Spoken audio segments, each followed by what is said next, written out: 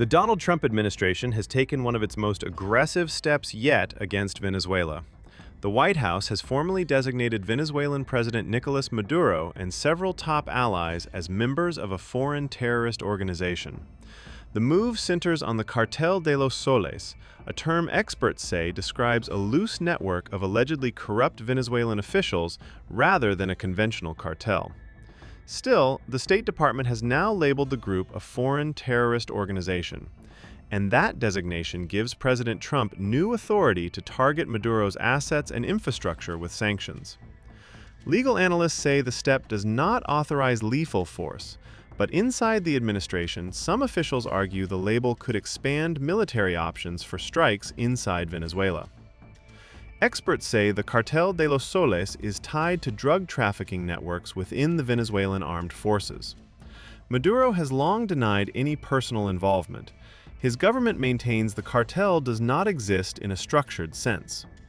The designation comes as the U.S. military masses warships and thousands of troops in the region. The Pentagon calls the buildup Operation Southern Spear and says dozens have been killed in boat strikes during anti-trafficking operations. The president has been briefed on options ranging from airstrikes to special operations raids, and yes, the option of doing nothing remains on the table. A new poll shows most Americans are against military action. 70% oppose any U.S. strike, and many say the administration has not clearly explained its strategy. Publicly, the White House says the goal is reducing drugs and migration. Privately, officials admit regime change could be a side effect of the pressure.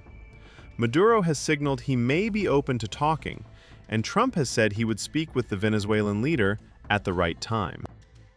They talked to President Maduro of Venezuela yet? Are you still open to that? He wants to talk. Yes, sir.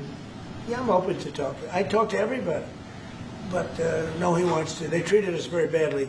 They sent all of their prison population into the United States, and we're getting them out rapidly.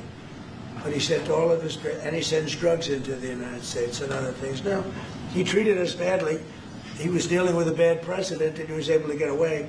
We have now, I think we have the strongest borders anywhere in the world. Nobody's coming in unless they come in legally.